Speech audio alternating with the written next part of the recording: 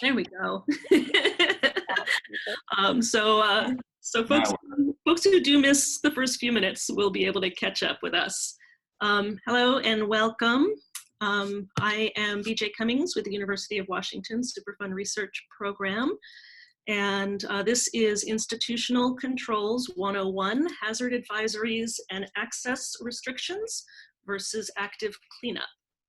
This webinar is hosted by the Northwest Toxic Communities Coalition, a not-for-profit organization representing communities addressing risks from hazardous waste sites throughout Washington, Oregon, Idaho, and Alaska, or EPA Region 10.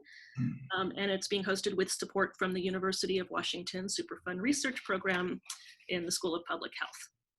Today's presenters are Dr. Peter deFur and Professor Clifford Villa, who will address the technical and legal aspects of ICs, or institutional controls, that are often used at hazardous waste sites.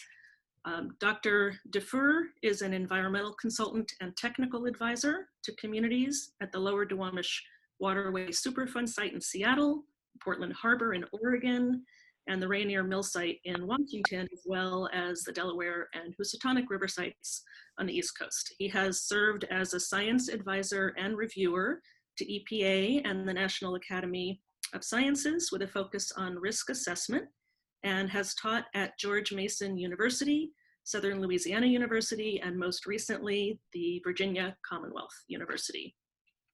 Professor Villa served as legal counsel to EPA for over 20 years in Washington, DC, Colorado, and Seattle's Region 10 office, specializing in enforcement of the Clean Water and Clean Air Acts, and with EPA's Emergency Response Program. He was involved in developing and vetting decisions at the Lower Duwamish River Superfund site in Washington and Bunker Hill in Idaho, among others. And Villa now teaches environmental law at the University of New Mexico and is co-author of a new textbook on environmental justice, which is forthcoming from Carolina Academic Press to be out this spring. So with that, I will hand this over to Dr. deFur to kick us off, followed by Professor Villa. And if everybody would please hold their questions, we're gonna wait until both presenters are done. And then Lisa Hayward from our program will give people instructions on how to pose their questions for our speakers. Peter, Dr. deFur, it's to you.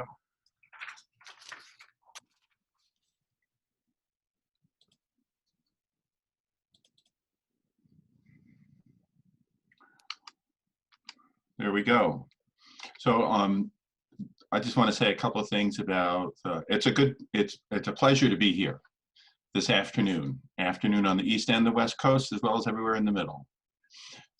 As BJ said, I've worked for a number of years as a consultant to community groups across the nation, in the Pacific Northwest, in the Northeast, down in the Southeast, so a variety of places.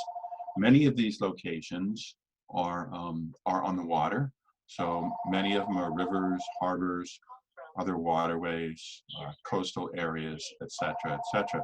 Notably, the Hudson River, Housatonic River, including the Duwamish, Portland, Spokane, and down in California at Fort Ord, which is a formerly used defense site. And most of these that I mentioned here are formal federal Superfund sites, but the same situation applies to state cleanups, as we have over in Port Angeles, or to federal cleanups that are cleaned up as formerly used defense sites. So all of these cleanups use the same guidelines, they use the same manual, they use the same guidance. So what we say here about institutional controls, even though either one of us talks about Superfund, the same sort of documents and procedures are used across cleanup types, no matter what the legal structure is under which they're being cleaned up. So let's start with what an institutional control is. And you have the language here from EPA as what they've defined institutional control is.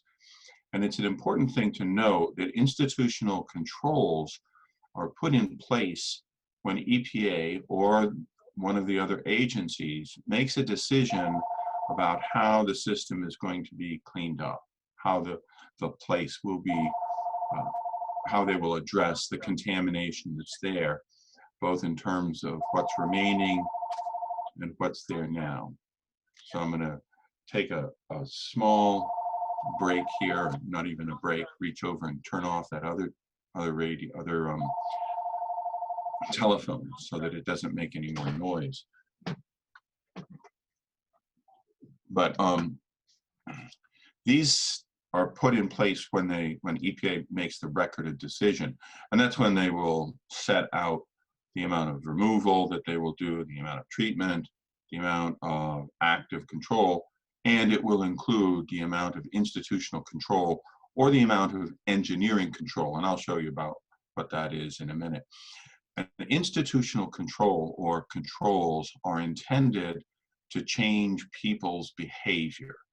So the intent is to separate people individually and as a group from the remaining contamination at the time that the cleanup is ongoing or afterwards. Now, some of these institutional controls are intended to be long-term and may in fact be permanent, so that they will forever be in place and they can never be lifted, so that they always have to be present. And one of those that I've seen in place permanently might be a deed restriction in a land that could never be permanently cleaned up, or a restriction on using a certain part of the environment. So that's what an institutional control is. So let me then talk about some of the more common institutional controls. The ones that most of us have seen and see most often is a fish consumption advisory. There may also be wildlife consumption advisories against consuming things like deer or elk, but it's much more common to see fish consumption advisories, and that situation is true because the extent to which the contaminants that remain move into the waterways and are resident there, and we have contaminated sediments. It's just a matter of the laws of physics. So fish consumption advisories are just that. It's an advisory. It says, do not eat the fish here on this major one that comes from Michigan, and Michigan has fish consumption advisories in place on a number of rivers for different contaminants. But what they do is they say, don't eat the fish. Sometimes there are advisories that might say, we don't want you to fish there at all. Or I've seen this in the state of Washington, where they have a complex array of fish consumption advisories that might say, don't eat one particular fish in the spring, don't eat a fish larger than a certain size, don't eat, some combination of those. Pregnant women shouldn't eat them at all. Women of childbearing age shouldn't eat fish for more than once a month. Children shouldn't eat fish more than once a month. So there may be a complicated and not simple and straightforward advisory. Note that it's not a legal prohibition. That advisory may also include not only where the advisory against catching and consuming fish is located and which fish. It may also include how to prepare or what part of the fish to eat or not eat. Make sure you fillet the fish. Make sure that you don't eat the internal organs of the crab. Don't take crabs over a certain size. In Virginia, I know that we have a legal prohibition about marketing certain wild fish over a certain size, because over a certain size, they tend to accumulate and retain the contaminants of concern, those that are problematic in the waters where these fish might be caught. And those are generally catfish. So these advisories are largely for the public to keep them away from the contaminants. It's a behavioral separation. I know of only 2 situations over the many decades that we've had Superfund or near Superfund in place in which there have been legal prohibitions. And both of those cases are on the East Coast. One of them was on the Hudson River, and the other one was on the James River here in Virginia. And both prohibitions were on any catching of fish from the rivers. So some of you may recall that the Hudson River is, and has for a number of decades, been contaminated with polychlorinated biphenyls, or PCBs. Back in the 70s, when this contamination became a serious problem, largely due to contaminated fish being consumed by people, there was not only a recreational fishery for striped bass on the Hudson River, there was a commercial fishery, and the state prohibited any fishing on the river. Similarly, in the James River, when ketone, which is another chlorinated organic chemical, it was a pesticide, an insecticide, when it was found to be contaminating the lower part of the James River, the tidal James River, the only real practical option was to prohibit all taking of fish and or shellfish out of the James River. So those were legal prohibitions. Those are the only two examples that I've been able to determine have ever existed on fish consumption, fish taking advisories. And Cliff might know if there are any more than that, because he's got a better legal handle on that. So the point I want to make is that when there's an advisory in place on fish consumption, it is not enforceable.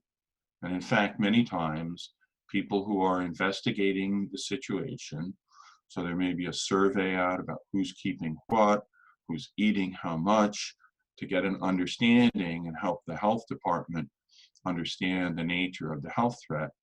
There may be people who not only do not know there is an advisory, but people who cannot read the sign there because it's not in their native language.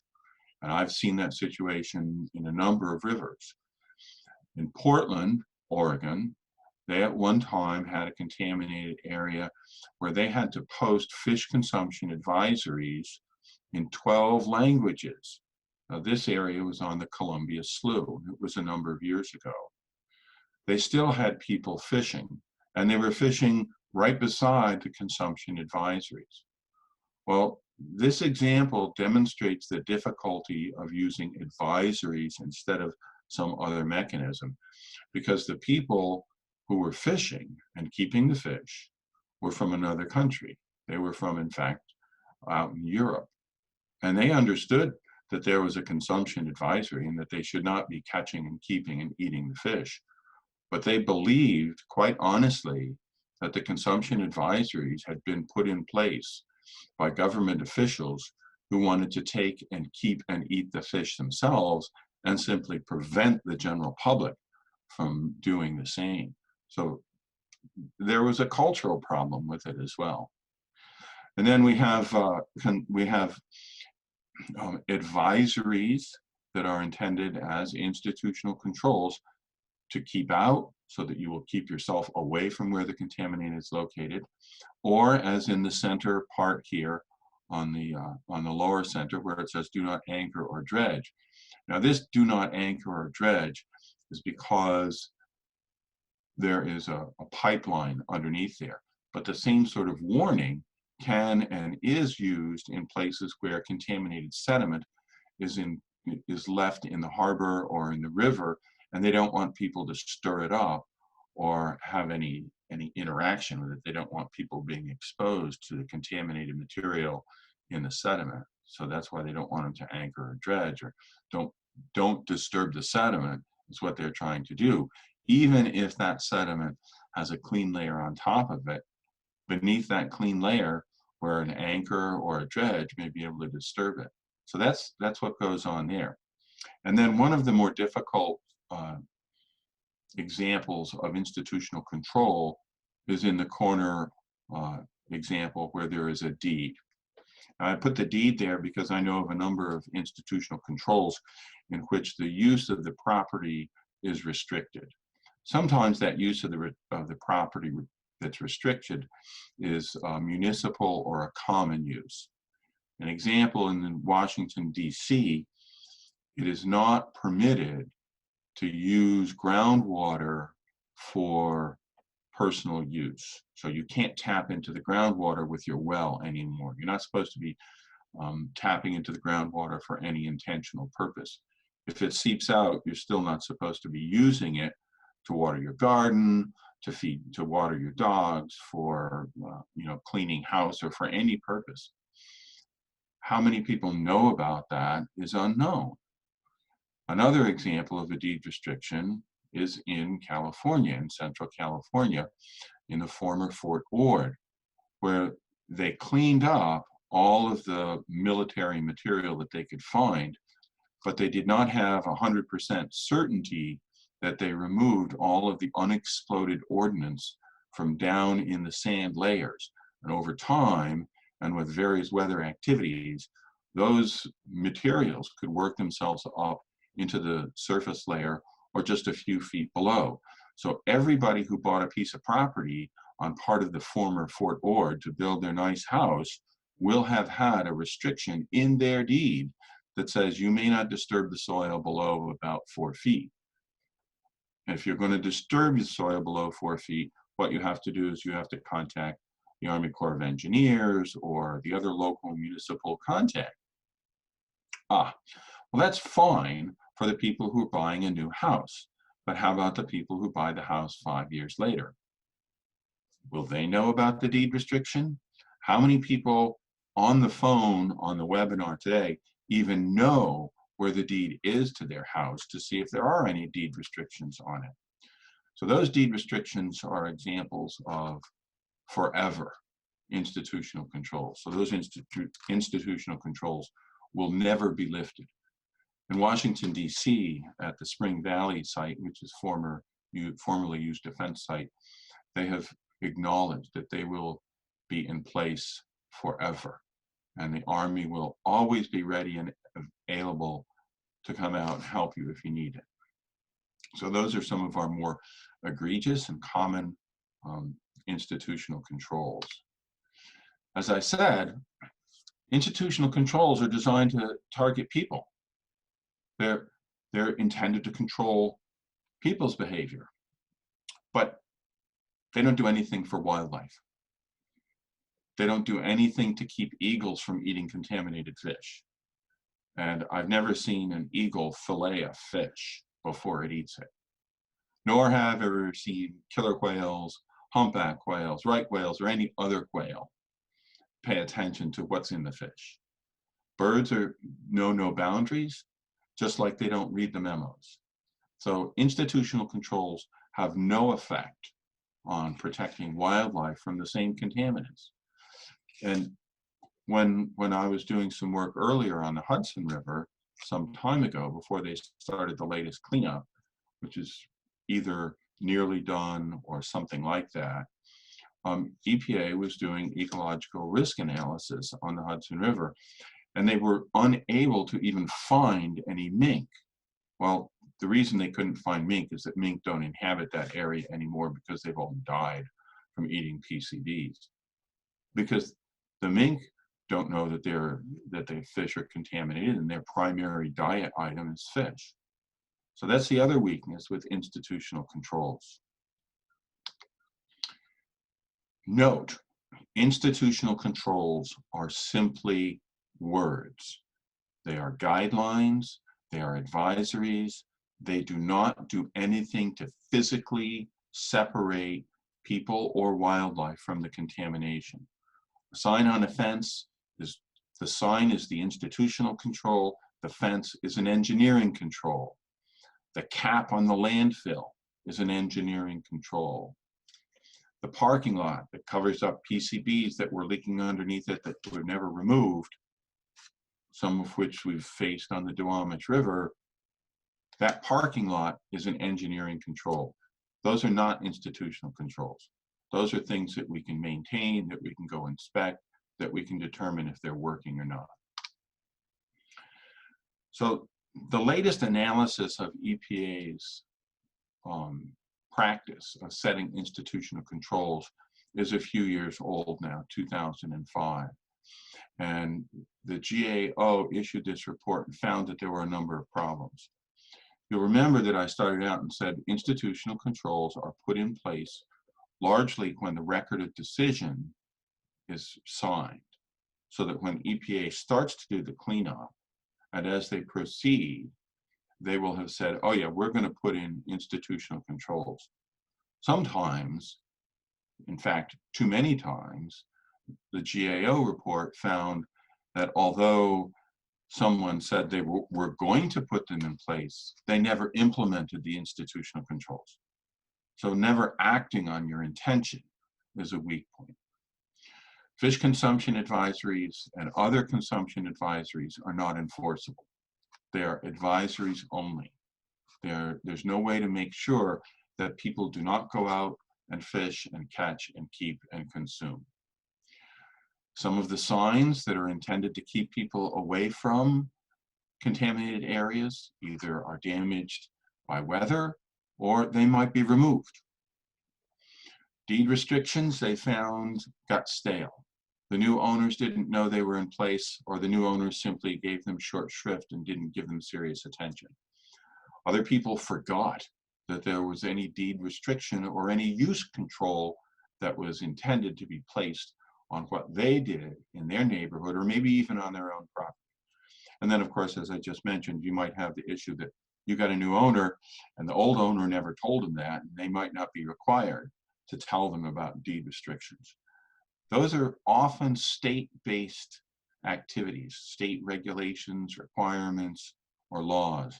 So I know in the state of Virginia, the new owner might not be told by the old owner, and there's no requirement that the previous owner or the seller tell the new owner, oh yeah, you got a deed restriction because underneath your property out there, 10 feet down, there might be some contamination or unexploded ordnance in the worst case. So based on my experience, institutional controls have a limited effectiveness, and particularly as long-term solutions to protecting people from exposure. They're worse in the populous areas, so in cities, in Seattle. When you get out in the country, it's an easier thing where you've got fewer people, less access. Simply, it's a numbers game, you have less interaction. In public parks and areas like that, a visitor from out of state might have no idea that the sand has a higher level of lead in it than is safe for unrestricted use and play. And so they don't know to keep their children away from certain areas in the park, or don't let them sit there and start looking through the sand for what sorts of bits and pieces they might find. A lot of the institutional controls are either not legally enforceable or they might not be practically enforceable. As I mentioned, fish advisories cannot be enforced because they're not legal documents, they're not legal restrictions, they're just advisories. And my opinion is that some of the worst offenders are the fish advisories. And finally, they cannot protect wildlife because they're not intended to protect wildlife. Wildlife just simply don't pay attention to the memos, and they never, ever read the signs. So with that, I'm going to wrap up my general experience with institutional controls and turn it over to Cliff. Okay, thank you very much, Peter. We're going to hold questions for Dr. deFur until the end, and go now to Professor Clifford Villa at the University of New Mexico. And my apologies, Cliff, for earlier mispronunciation. It's to you now. Thank you.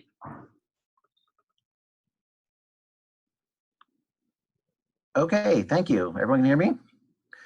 I'm trying to share my screen, and I think I'm going to be able to do that in just a moment.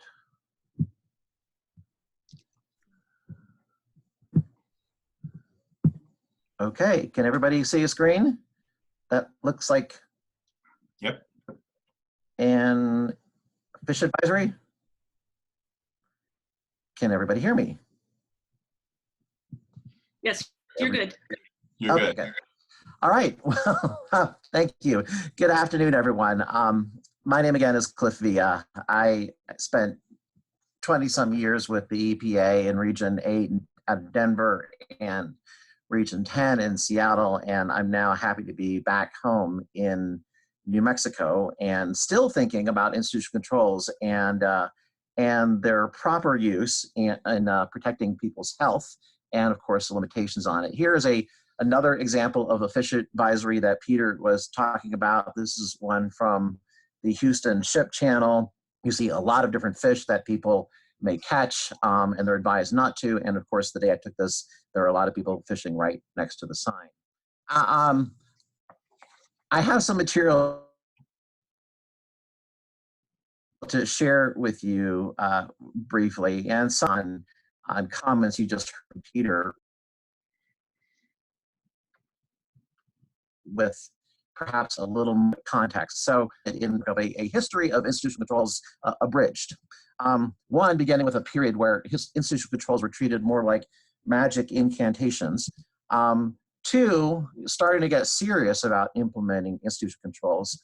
And then three, and I think where we are today, is sort of rethinking the appropriate use of institutional controls in order to protect human health and the environment. So to begin, I think that in an early part of EPA's history, institutional controls were treated as something like a magic incantation, that if you simply said there shall be deed restrictions, then there would be. Unfortunately, we know that that was not true. In fact, in some cases, tragically not true. Let me take you back to 1944. This is a former military facility known as the Klamath Falls Marine Recuperational Barracks outside of Klamath Falls, Oregon. In 1944, the facility opened as a place to treat soldiers coming back from the war in the Pacific. When the war ended abruptly, the buildings, which were brand new, were turned over largely to the state of Oregon, and it operated as a state college for a number of decades. In 1978, the buildings that you see here were largely demolished by a private developer who created a residential area that came to be known as Northridge Estates.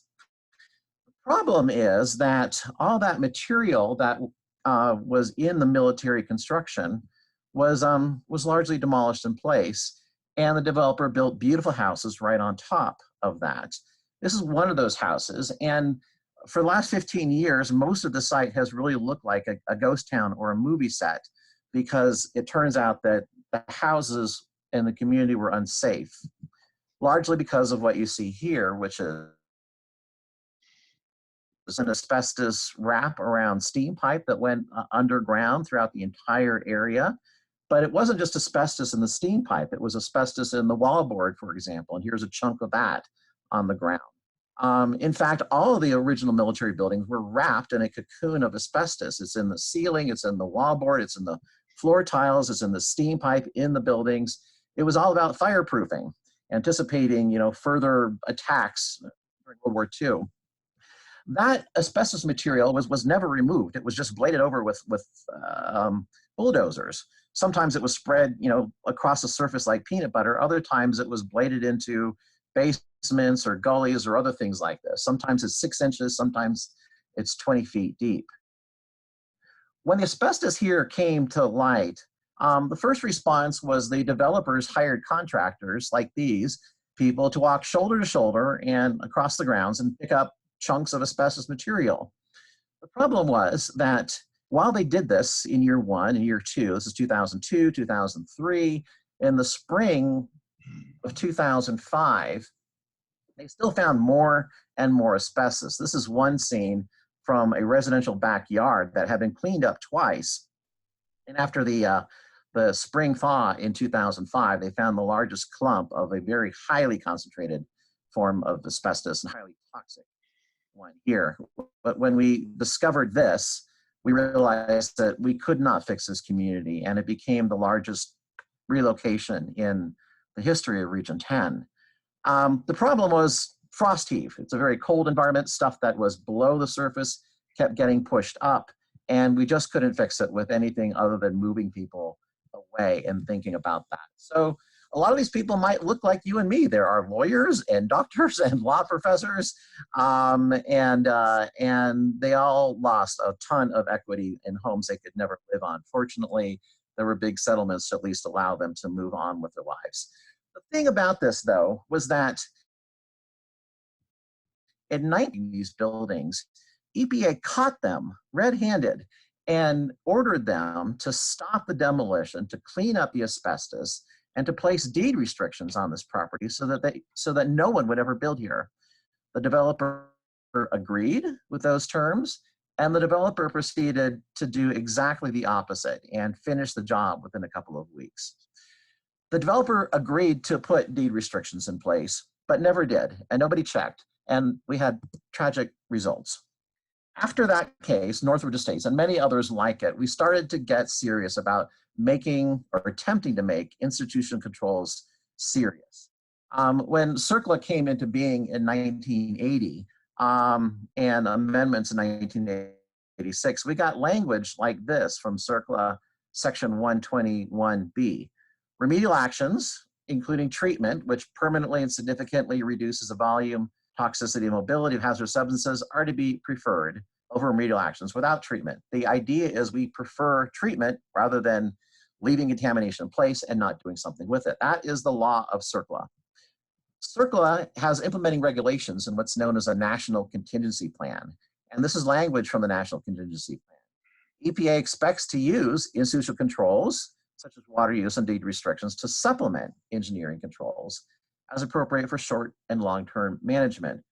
However, the use of institutional control shall not substitute for active response measures as the sole remedy, unless it's determined to be not practicable. So both the law and the regulations establish a presumption of treatment for contamination, not just relying on institutional controls.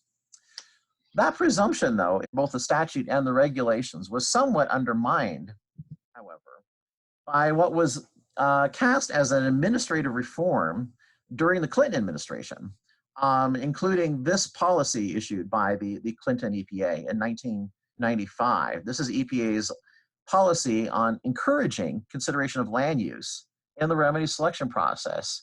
And in some ways, it makes a lot of sense. Like if you're going to have an operating industrial facility, you don't necessarily need to clean it up to residential standards. But on the other hand, if you're only going to clean something up to industrial standards, you need to make very sure that it doesn't become used for residential purposes or anything else in the future. And so if you read the policy deeper, you will see that it actually brings back a position of institutional controls. Institutional controls will generally have to be included if you select a remedy that will leave contamination in place. This was EPA's policy. It was seen as a good thing to sort of accelerate cleanups at the time, but it raised a lot more questions now of how can you make institutional controls meaningful, enforceable, and effective.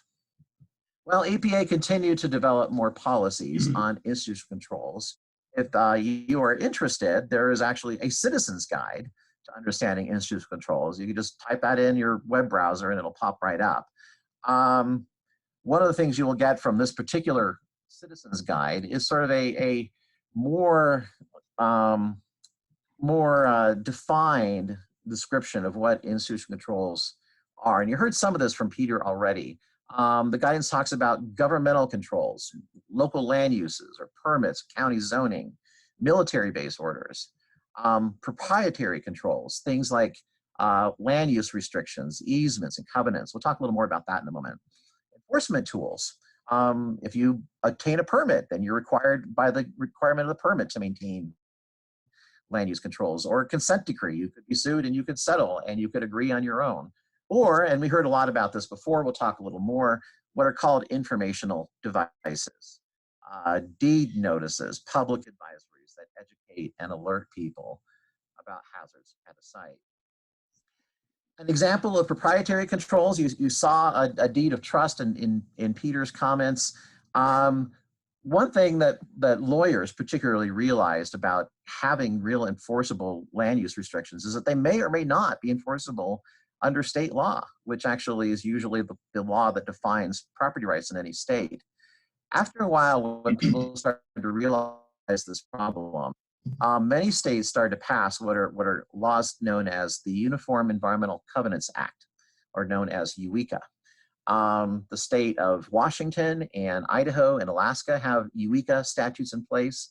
And what this means is that you can actually put a deed restriction in place that will be legal and enforceable according to state law. Under the state of Washington, which you see here, a party could put deed restrictions on their own land, and they could be the holder of that right to enforce it. And importantly, the right to enforce the deed restriction, the land use restriction, could be enforced by a state agency, like the Washington Department of Ecology or the US EPA or other sorts of things. So now, perhaps for the first time, we start to have land use restrictions that are actually legally enforceable. If you're not in a state that has adopted the Uniform Environmental Covenants Act, there's often other state laws that could do roughly the same thing. The state of California has not adopted UECA, but they have their own statute that allows for legally enforceable land use restrictions. Oregon uses something called easement and equitable servitudes. So half the states have adopted UECA statutes, and many of the others have other kind of statutes like this to make real enforceable legal restrictions. Another category of institutional controls that we've already noted is what were called informational devices. Peter actually referenced some of the complex fish advisories, particularly in the state of Washington, like this one along the lower Duwamish River. Curiously, it doesn't begin with don't eat fish. It says eat fish, eat salmon, eat up to 12 meals a month. But if you keep reading down, you'll see, and don't eat other certain kinds of fish too, or certain parts of the fish. So fish advisories have gotten better over time. I remember in the case of Portland, Oregon and the Columbia Slough, there was originally a fight 25 years ago about having any sign at all warning people about the fish, and then fighting about, well, should we have it in more than one language? So fish advisories have gotten better, but they still have sort of limited purposes. Here's another example, another entertaining example of an informational device. This is from a Navy facility in near Bremerton, Washington, the Jackson Park Housing Complex Superfund site. They have a problem, like at Fort Ord and many other former military facilities, of munitions that may be left behind after military activity. And in this case, they were using, among other things, coloring books starring Risky Raccoon to discourage people from playing with munitions. If you flip through the coloring book, you'll actually find that Risky Raccoon finds a bomb and it blows up, and oh, Risky gets a big headache. It's actually sort of a very curious message that it might be fun to play with bombs. But actually, it's a very serious issue. In fact, this is a picture of a 100-pound bomb that was found in this very area on the beach in a housing complex, a residential housing complex with lots of kids at Jackson Park. Now, you might wonder, how can anyone hide a 100-pound bomb like this? And part of the answer is, well, we have a changing environment. People can make a connection between climate change and the way, sea level rises and high tides are revealing things that we never suspected were there. Institutional controls assume a stable environment, but if you don't have a stable environment, you may not be able to keep people from things that the institutional controls are designed to avoid. So in the case of Jackson Park, when we're finding munitions, EPA actually went to formal dispute against the Navy because they were not looking for munitions. They just wanted to rely on signs and coloring books and other sorts of things. EPA actually ended up requiring the Navy to do more investigation for actual munitions and assessing penalties, which leads then to sort of my third phase of the history of institutional controls, which is rethinking the concept of institutional controls in the first place. While they certainly have a place in keeping people safe, there's serious questions about whether or not they will work, and even if they do work, is that necessarily a good thing? In 2002, there was a lot of concern, particularly about fish consumption and its impact on environmental justice. If you are a native community whose culture and existence depends on access to fish, is it just to direct them not to fish? Could you tell communities that they just should not fish and leave it at that? You know that you can't. There may be treaty rights that actually guarantee the rights to take fish. And there's certainly sort of issues of justice, including social justice, about depriving people of a substantial source of protein that they may need. The National Environmental Justice Advisory Council had issued this report that talked about fish consumption as a grave concern, and that it would not even be sufficient just to get all people to stop eating fish. At some point, you start to need to think about actually doing cleanup. Here's another example from a former colleague of mine, Professor Catherine O'Neill at Seattle University, and challenging the question of institutional controls entirely. Here she has an article that begins with a little story in Killarney Lake, which is in the lower Coeur d'Alene River Basin in Idaho, and signs along the rivers and the lakes that warn people away from playing, making no mud pies. And you know, in some ways that was necessary because we know there was a lot of contamination there, particularly lead. We don't want children to be exposed. But we also know that whether you post a sign or not, people will play. This is the lower Coeur d'Alene River, and that thing behind the people standing in the water is not sand, that's tailings. It's 5,000 parts per million lead. And they're standing right next to a sign that warns them about lead exposure. People will play where they live, and you have to expect it. Even if the children are well behaved, they're still going to be out there playing, and so are the dogs, and so are these parents. Now, it's true that animals don't read signs, but if you think hard, you might find ways to keep even animals safe. This is another wetland, also in the Coeur d'Alene Basin. What's exciting about this example here in the Schlepp wetlands is that we know that most of the wetlands are contaminated, and they're dangerous for humans and fish and birds like these tundra swans. But in this case, some people worked really hard with the landowner and others to create safe places for tundra swans to go and encourage them to go to safe places and move away from dangerous places.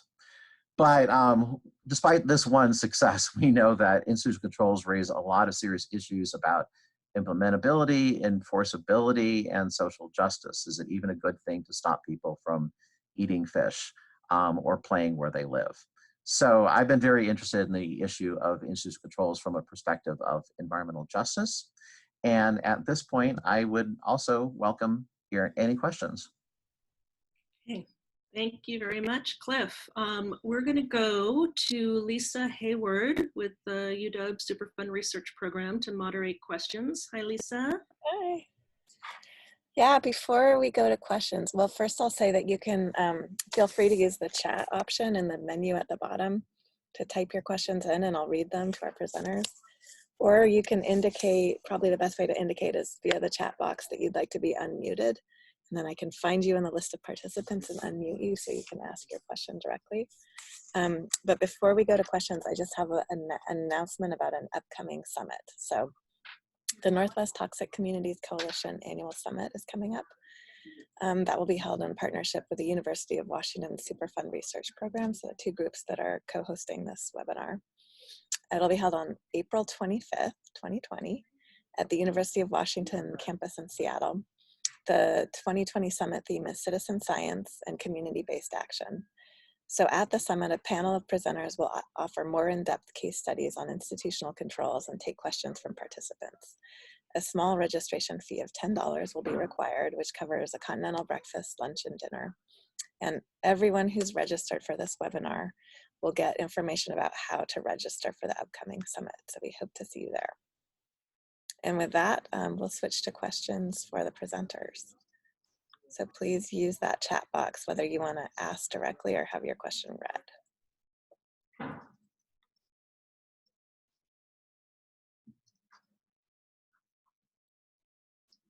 Okay, we have a question from Benjamin Leakey.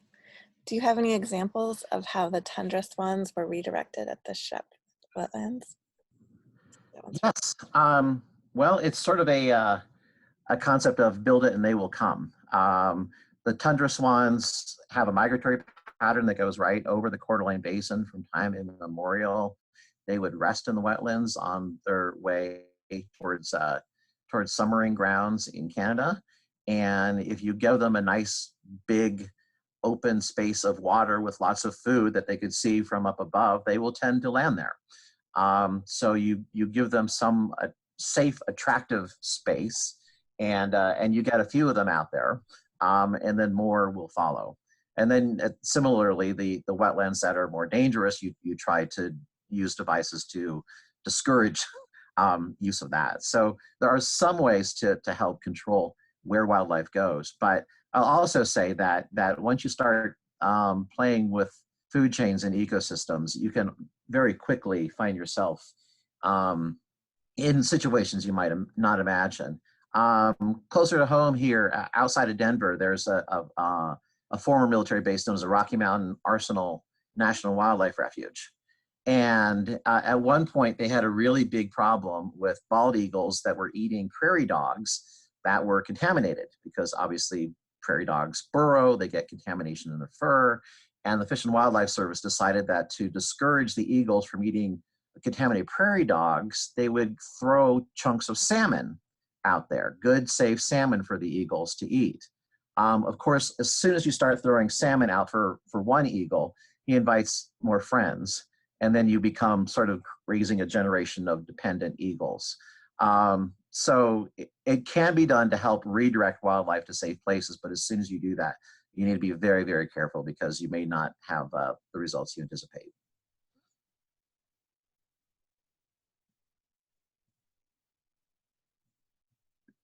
Okay, so we also have a question from Ariel McMillian Sanchez. Do you see opportunities for states to give institutional controls more teeth? What does that look like? I could try that one. So it helps to have statutes in place, state laws that will allow land use restrictions to be enforced. It sort of begins there. Not every state has them. New Mexico, for example, has not adopted a Uniform Environmental Covenants Act, and you sort of have to cobble together from other sorts of things. But two, even if you have the legal authority in place, there's a real concern about institutional memory. And Peter already mentioned that you could have really enforceable deed restrictions, but as soon as one family moves in, another family moves out, how do you continue to re-educate people who might move into a community? It's very challenging, and that's really where we are. And it works better in industrial facilities where you have one big industrial owner, or maybe the Navy transferring it to a development corporation. But when you have small and particularly residential properties, it's really challenged to implement. Let me add one other thing to what Cliff said. One of the implementable, I guess it's a law, in the District of Columbia, where there are areas known to have deed restrictions, the real estate agents and everybody involved in transaction are all required to notify. And if they don't, they lose their license. So there are very serious consequences. So in those cases, it's the second level people involved who have a regulation to follow. Yeah. Let me just say, where I've seen this work, and actually there's a wonderful example in northern Idaho, in the town of Kellogg, that have real enforceable, meaningful restrictions. You cannot dig more than 12 inches below. It depends on a lot of the individual personalities. You know, some person who lives in that community and takes ownership of making sure his or her neighbors understand the rules to keep themselves safe. But if you don't have those sort of people, and that's hard to legislate, it can be a real challenge.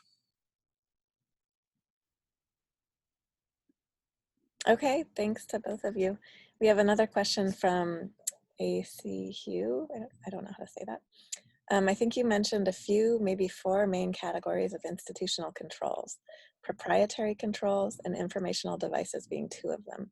Can you talk a little more about the other categories of ICs and give examples?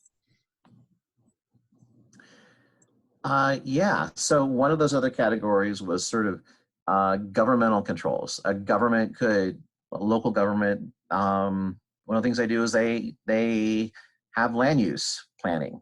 You can zone a community to say this will be zoned industrial, this will not be zoned residential, those sort of things. Land use planning and zoning are also challenging things, but you can do that legally if the appropriate authority has the legal authority. Also, when people apply for permits, often permitting from the county, condition of the permit can be that you will respect various land use restrictions. And those might be a little more enforceable because it's an individual seeking a permit and they're aware then of the conditions that go with that permit, and it would be easier to enforce that. The other category I mentioned very briefly are what are known as enforcement tools. So if you are a liable party and you are settling your liability, one of the things that EPA may want as a part of that settlement, or any agency, is that you yourself will put legally enforceable restrictions on your property. Or perhaps even that you will buy another piece of property simply for the purpose of putting restrictions on it. And then if you violate that, you're violating the terms of a settlement, a consent decree, something like that, or to enforce it. So those are few and far between, but if it's a big settlement, a big party, the government could take an enforcement action and settle it on condition of implementing land use restrictions.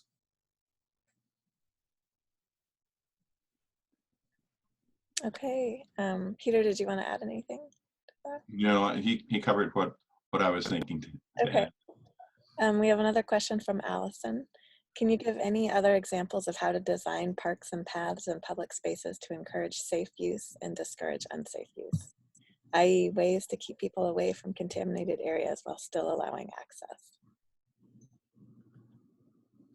Well, in my estimation, it's a combination of both institutional controls as well as engineering controls. Because if we have public areas that have contamination that is sufficiently high to not permit unrestricted use of that area, and I know that there are some of those in California, I don't know about other states, then there's a serious problem there. Then those areas have to be either noticed or fenced, or a combination of notice and fencing. Sometimes it's a notice for first access or principal or sole access to the area. Recreational area or park that has only one entrance point is one of those in which everybody can be noticed. You have an area here that you should not go to, or you should not spend any time there other than just to walk through it. I would add to that as an EPA attorney, I was very inspired by a lot of work, not by other attorneys, but by other disciplines, including landscape architects, who really have an understanding of how to, frankly, manipulate human behavior. In the Coeur d'Alene Basin, along the river, there's a 72-mile bike trail, rails to trails. And while the trail goes right through some very heavily contaminated areas, some really smart engineers and architects identified places along the river that were natural, what they call stop and views, some overlook, some flat land where if you were riding a bicycle, this would be the place you pull off and check out the view. They identify those areas and they clean those areas up. They clean a broader diameter, on either side of the trail. They put a park bench and a trash can and a porta potty to encourage people to stop in a safe place and then quickly move them through a more dangerous place. And in the more dangerous places, they will use what they call hostile vegetation. Or you'll see boulders that sort of look natural, but they're really there to keep people on the trail and keep people away from contaminated places. So, you know, when you go for a walk today, look around, because your whole activity is probably being manipulated by people who want to keep you in safe places and move you through more dangerous places. And that what Cliff's talking about is the combination of engineering control and institutional control, because you have a built thing and a non-built thing together.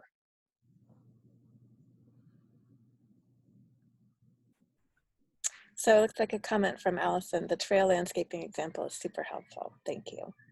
And I'm not seeing any additional questions at this point that people want to join by chat. That option is down in your menu at the bottom in the black bar. Sometimes you have to move your arrow, your cursor down there to see it. But we'll give it maybe another minute for other questions. Just a comment, great presentation, thank you. Thank you all so much for joining us today. And you'll all be getting that information that Lisa mentioned about the Northwest Toxic Communities Summit coming up. I think the registration fee is still a little up in the air, but it's to cover meals during the day. So food is included, and we hope to see some of you there. Yeah, and I will also be sending out a link to the recording of this webinar too, for those that are interested. Yeah, and feel free to share that around. All right, thank you. Thank you both. Thank you so much. Thank you, everybody. To all our participants.